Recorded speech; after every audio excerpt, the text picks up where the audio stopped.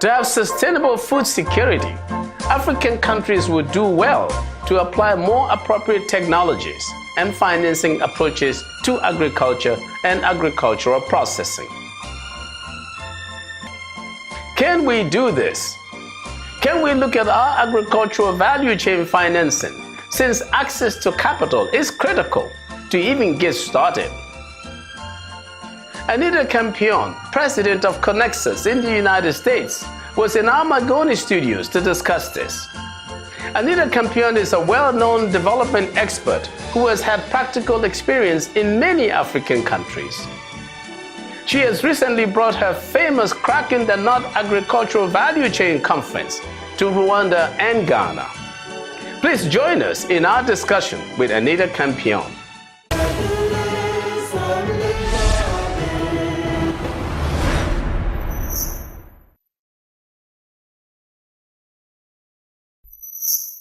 Thank you very much for coming to see us and to visit us in our Magnus studios. Now, especially at a time like this, what role would agriculture have, and agriculture processing?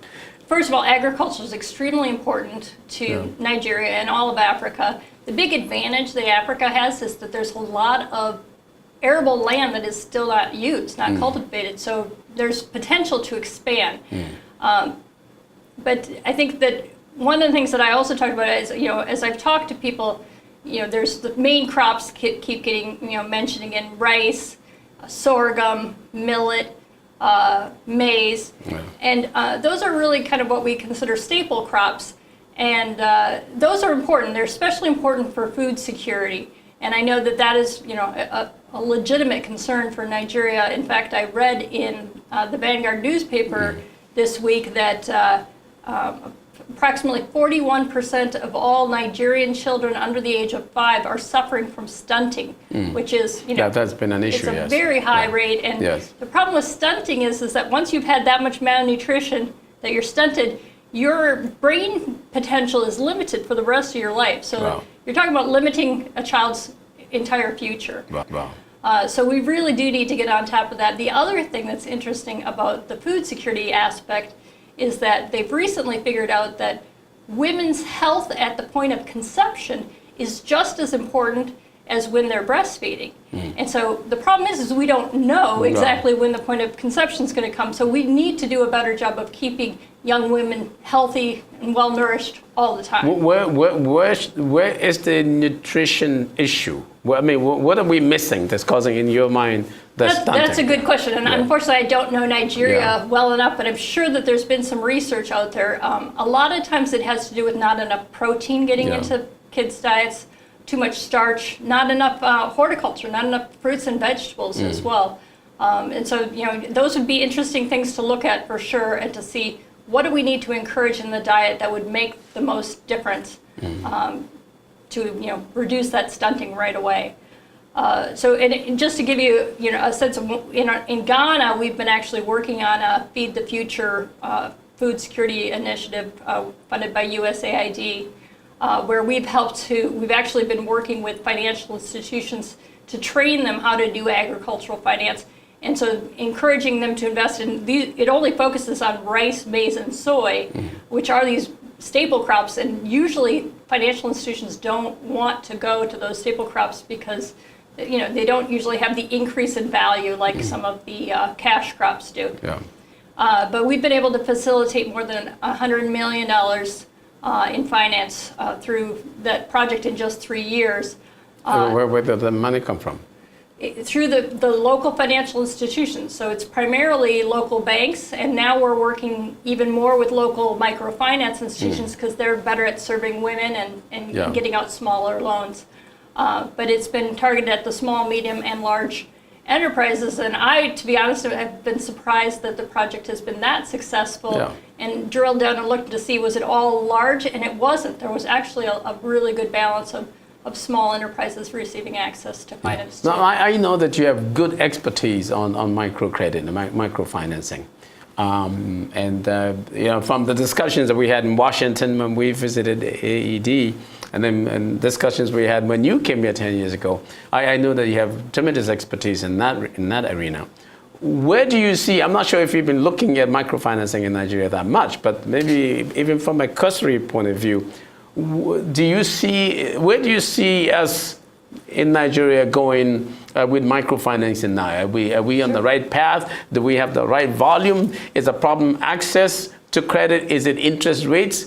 Is it that the microfinance banks distracted into other more lucrative areas like retail trade? Well, what do you see as some of the issues in microfinancing in Nigeria today? To be honest, I'm not super up on the current state of microfinance in Nigeria, but in general, what we've seen and what I've heard from a few people here is that it's kind of your traditional microfinance that's happening here. So it's mostly working capital, so for traders. Yeah. And so it's not oriented to what the needs are of small farmers, for example. Yeah. That's a very different approach because microfinance usually is give out a small loan and then pay it back weekly starting immediately, whereas farmers basically need a larger loan up front and they need a grace period until that harvest kicks in for them to be able to pay. So, that's a different type of loan, and it also requires a different type of knowledge and understanding of agricultural sectors, and it requires loan officers who go out into these rural areas. And the truth is, I think that there's just not that many that have really made that commitment yet. But our experience has been that microfinance institutions are good ones to work with because they're starting with a social commitment. They're usually wanting to make a difference, work with the poorer groups. Yeah. And so they're usually willing to go a little bit further. But the reality is, as you get out more rural areas, the transaction costs go up. So they actually probably need some access to capital that's not quite as expensive so that they can cover their costs of going out there.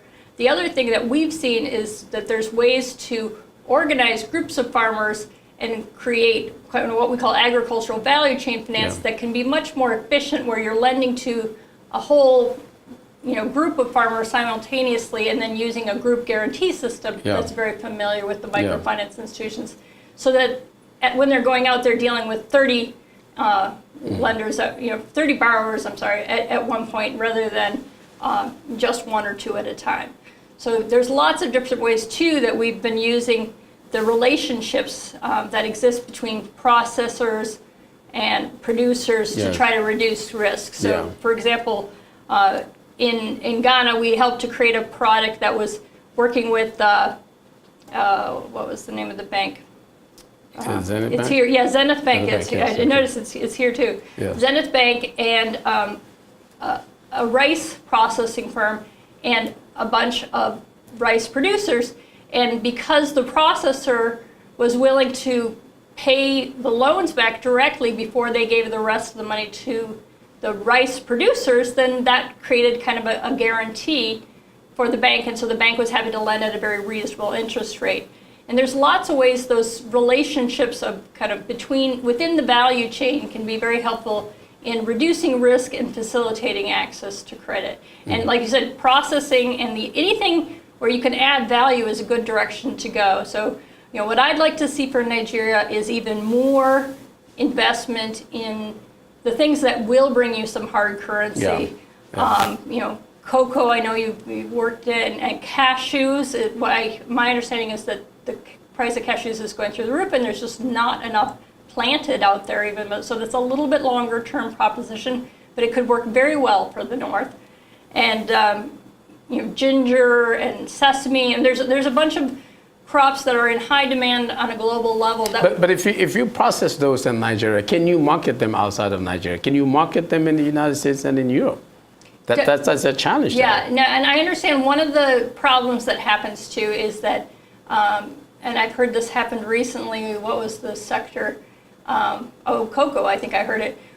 Where it didn't meet EU standards. Yeah, because they have all this EU standards change all the time. Yeah, too. some appear artificial, created so that you will not be able to bring them in. Right, but and I don't think that their intention really is to limit people coming in, but I think that there's been changes, from the time of the Green Revolution that we called it, and that was a hardcore focus on the use of chemicals and getting the inputs out there as much as possible. Yeah. But we've realized a lot of those are too toxic, and so now the standards have been changing, and unfortunately, the poor rural farmer hasn't always been getting the message of what they're supposed to do differently. So that's where, again, the public-private sector partnership should help facilitate the flow of that information more into the country ahead of time, before the season that you're planting, and then through extension services, possibly get the message out so that people are going to meet the standards, and that you don't find out at the point that